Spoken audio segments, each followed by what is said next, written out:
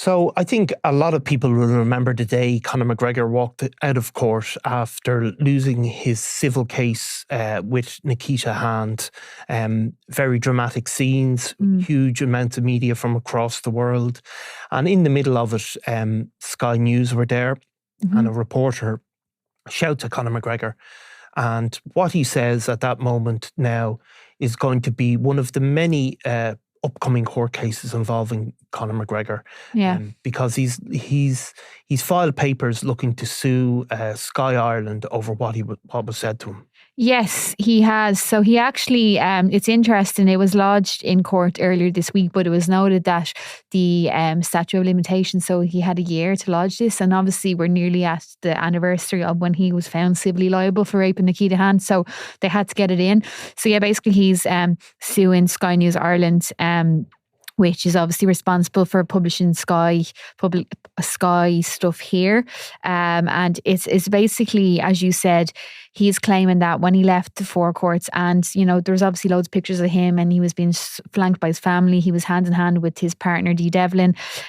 He claims that the Sky reporter shouted over to him amidst this scrum. And this is what he claims to say, that, "Excuse me, Mr. McGregor, you are a rapist. Have you any reaction or apology to the woman at the centre of this?" So Which I think we can say he doesn't just claim it, because you can hear him in the video saying it. Yeah. Now, this goes to the kind of the core of what, I mean, it's one of the many cases, I suppose, that Conor McGregor now is facing in a range of jurisdictions in a range of things. But this goes to the core of what Conor McGregor, what that court case, what the result of that is, and what that means, I suppose. Yeah. Obviously, most people will know it, but to briefly go back, Conor McGregor wasn't before a criminal court. He was before a civil court, and there was an action taken by Nikita Hand. Yeah. And the jury decided. And what did they decide? So Nikita Hand had basically claimed that Conor McGregor had raped her. This would have been in December 2018 in the Beacon Hotel in South Dublin. She claimed that her and a friend, and James Lawrence, Conor McGregor's friend, returned to the hotel, a penthouse suite, after a night out, and she claimed that he held her down and violently raped her. He counterclaimed that they had, as he called it, vigorous sex, and obviously this there was a Garda investigation. The DPP said there wasn't enough evidence to prosecute, but Nikita Hand took a civil case against Conor McGregor and James Lawrence, because James Lawrence had claimed that Nikita Hand had sex with him too, which he completely denied. So I suppose we had this, and it was exactly this time last year, as I said, it went on for several weeks, and ultimately the jury heard it and they found Conor McGregor. So what was on the issue paper was, did you find that Conor McGregor assaulted Nikita Hand in the Beacon Hotel? And they came back with yes. And they found that James Lawrence hadn't. But as the judge later clarified, it was because they didn't believe that he had sex with Nikita Hand at all. So basically, this was the issue then. And so the difference is, right? So there's the DPP didn't bring charges. Okay, I know we're going basic for some people, but just to describe the difference between what a civil case and a criminal case is. So only the DPP can bring a criminal case, and basically that's the state saying you're alleging you are criminally responsible for it. In that case, Nikita Hand is just a witness. She's one of many witnesses. She's not got she has a special place in terms of being the witness, the most important witness, but she wouldn't be it's not her case, it's the state's case. And if the state bring that case, it goes before a jury. And the jury really have the option of finding somebody guilty or not guilty. And when a case like that is brought, the jury are told that they must be happy they're guilty beyond a reasonable doubt. Yes. Okay, and that is the clear standard. If there is any doubt, anything beyond a reasonable doubt, you have to find them not guilty. You may suspect there's truth in something, but it has to be beyond any reasonable doubt. If that's a criminal case. Yes. Now, this was a civil case where the state said they're not bringing a case. They're not happy the burden of proof is met. But an individual can bring a civil case against another person. Yeah. The state doesn't have any involvement in this except for providing the judges. And what that case means is that you can sue somebody. I mean, you can sue somebody for anything, really.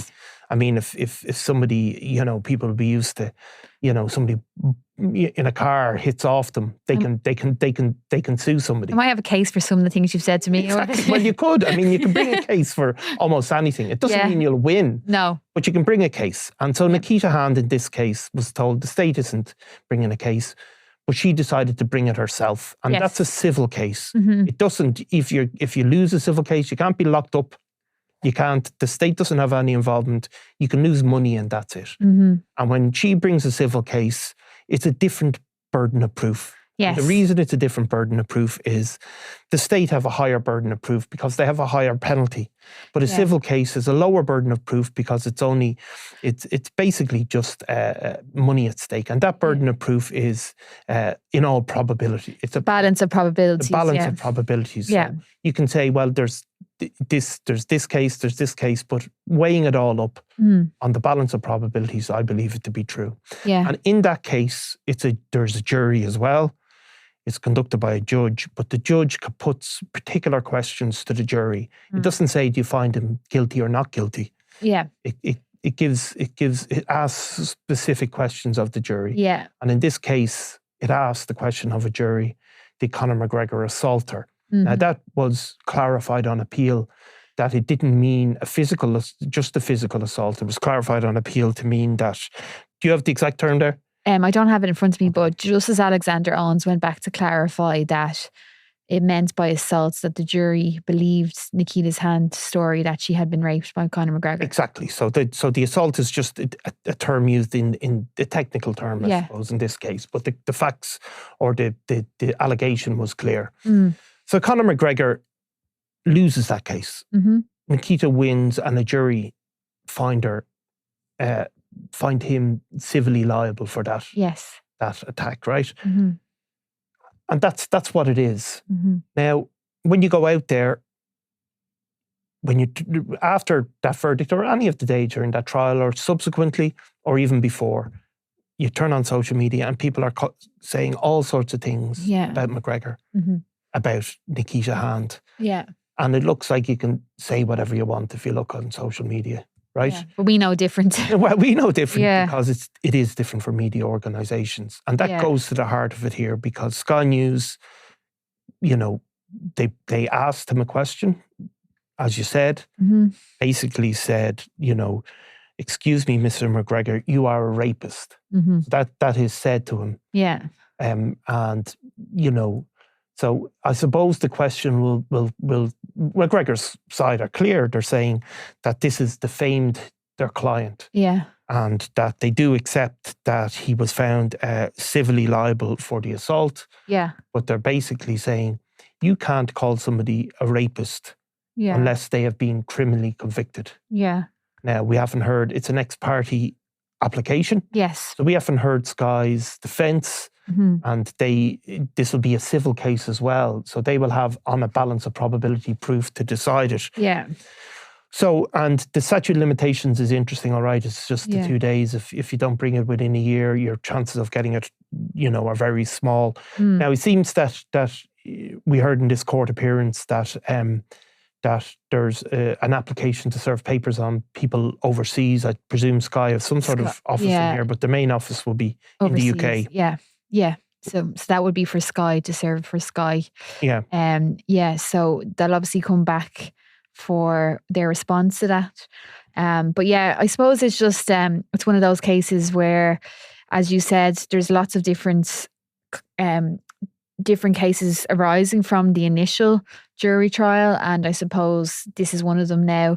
And, I guess I was there on the day that Conor McGregor was found civilly liable, and it was a massive story, and we had, it was very busy in the newsroom, and that was something that we were because as you say, as part of our jobs, we do have to know, what it means in terms of a civil case, what it means in terms of a criminal case, and what we can actually say here. And, we were obviously concerned we couldn't say. He wasn't convicted of raping anybody. It wasn't a criminal case. If you were convicted of rape in a criminal case, you'd be in jail for a long time. Yeah. So and if you're convicted of rape, you can be called a rapist. Yeah. That is, Yeah. It becomes a factual thing. I mean, even, people can have an opinion on whether something is true or not, but you can be called a rapist. I mean, nobody can sue. If you're convicted of rape, nobody can sue and say he called me a rapist. That's not fair. I didn't do it. You will lose. Yeah. So that goes to the heart of it. But it does. It goes. That case continues to spawn, I suppose, a series of appeals. Obviously, Conor McGregor is a very wealthy man, and he can afford going to court. He is attempting to. He lost his appeal, as you said, but he's still attempting to bring a Supreme Court case. He is, yeah. So basically, he had appealed on 5 different grounds. Some of it was around the direction to the jury, because obviously, as you said, when both the prosecution and then the defence from McGregor lays out their cases, ends up to judge to charge the jury, so to give them certain directions about what they should take into account when they're deliberating. So he did that, and some of the grounds were around that. They were also around what was brought to the jury, and there was, as we know, there was this bombshell evidence, which it was described as at the time. So it was basically a couple who claimed that they had they lived across the road from Nikita Hand at the time of the incident in the Beacon Hotel, and they had claimed that they saw Nikita Hand being assaulted by her then partner, which was completely denied. And on the day that this appeal was to be heard, this evidence was taken out of McGregor's case, was completely withdrawn, and Nikita Hand has obviously said these were complete lies. So that was a part of the appeal, but obviously once that was taken out of the appeal, it went ahead on other grounds, but it was dismissed, and Conor McGregor is now trying the only other avenue open to him, which is taking it to the Supreme Court, but he actually has to get leave for it to go to the Supreme Court. Yeah, because lots of people try to go to the Supreme Court, but they're not going to take any case. It doesn't matter about money.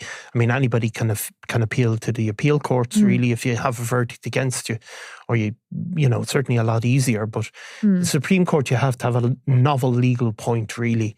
It has to be an issue of law that I suppose matters to society again. So it hasn't been accepted or not.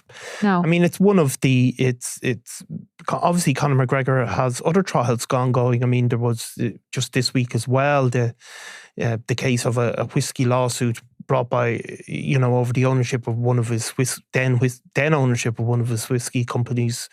That's in dispute with a former fighter, and he just keeps making headlines across the globe. I mean, there's just no doubt about it, is there? No, there's not. And he's making headlines for various different things. Like, obviously this week, the Daily Mail in the UK ran a story about how McGregor is apparently looking to get married to Dee Devlin before Christmas. So they have been engaged for 5 years. Dee Devlin has stood by him despite everything that came out in that rape civil trial, because as we know, while he completely denied the allegations against him, he admitted to having, as he termed it, alleged sex with Nikita Hand while he was in a relationship with Dee Devlin, who was married, who was pregnant at the time. But she stood by him. She actually put out a very strong statement after the verdict, which was criticised for her kind of anti-woman stance on it. But she said that they dealt with it in private, and they're, standing strong as a family. So that's what she said last year. And now they seem to be looking to get married. And there was these, we don't know if it's true, but there was these rumours about how they really they were both, himself and Dee, were both devout Catholics and wanted to get married in the Vatican. You're actually not allowed to get married in the Sistine Chapel, so they were looking to do it in one of the churches at St. Peter's Basilica in December. So that was kind of also another sort of more lighter story about him in the news. And he did allude to that in a press conference in recent weeks, where he talked about his soon-to-be wife, and he basically talked about his belief in God has saved him and gave him a renewed energy. And we ran that story. It was, the quotes were quite colourful. He said, "I'm not here just by chance. There's a higher power, God, that dictates my journey and all of our journeys. I live my life by God's words. Since the last time you mentioned at the last event, I've engaged on a spiritual journey. I am saved. I am healed." And he also says at a later point, "My competitive spark that was once in my heart is now a roaring blaze. Now I'm here with my own family, my beautiful children, my fiancée, wife to be soon." So I suppose McGregor, certainly his his reputation in Ireland has been deeply affected by this case. Yeah. But his business interests in America and his profile across, particularly in the US, where some of this stuff obviously sounds quite American, and that's no disrespect to religion, but he speaks to that audience in a way. But it's impacted his reputation, and he continues to fight for that reputation, I suppose, here. Yeah, I think it's definitely impacted his reputation in Ireland, and I suppose it remains to be seen what will happen in relation to this case against Sky, because obviously, the whole crux of defamation is that it reduces the reputation of the person in the eyes of right-thinking people. So is this something that an ordinary person would see as, damaging his reputation? But then you have to talk about his reputation in general. Now, he obviously wasn't criminally convicted of rape, but I suppose going back to that, when that story initially broke that he had been found civilly liable of assault, we were very careful at the start, because I remember this day to say assault. But then when the case came back the following week, because obviously they had other matters to discuss, Judge Alexander Owens, who was overseeing that trial, he clarified, and he said that a jury had determined Mr. McGregor raped Miss Hand on December 9, 2018 at the Beacon Hotel. And that remains the position until such time, if ever, as Mr. McGregor can persuade a superior court to set aside the verdict and order a retrial. So it was actually clarified by the judge, as we said earlier, that, while the issue paper said assault, the jury, in finding this, they did basically determine that he had raped Miss Hand, because that's what she said, and they were finding in her favour. And of course, you're right. Like, a defamation case is different than a yes or no verdict, I suppose. It'll be to do with does what is said about somebody, does it affect their reputation? And obviously, if some people have a particular reputation, something bad said about them may not. Obviously, we'll know of people who write to newspapers and say, I have an absolutely perfect reputation. I've never broken the law in my life or been in any trouble, and what you said damages my reputation. That obviously wouldn't be the same for Daniel Kinahan, for example, although he has very, very little convictions. Exactly, yeah. His reputation, he has a reputation, and that's what matters. It's not solely about his conviction. So it's a complex case. We won't seek to litigate it before we get there, but it will be an interesting one, and I think it shows two things: that McGregor is determined to control the debate around this case, and also that he has a lot of money. Which we know, because obviously, as we said before, that the legal bill for this, because as you were pointing out, the difference between criminal and civil, one of the big differences is that the civil case is completely, you have to take that legal team on your own back. In a criminal case, obviously, if somebody's defending a case, a lot of the times they'll get legal aid. I'm sure McGregor wouldn't because of his earnings, but a lot of people would.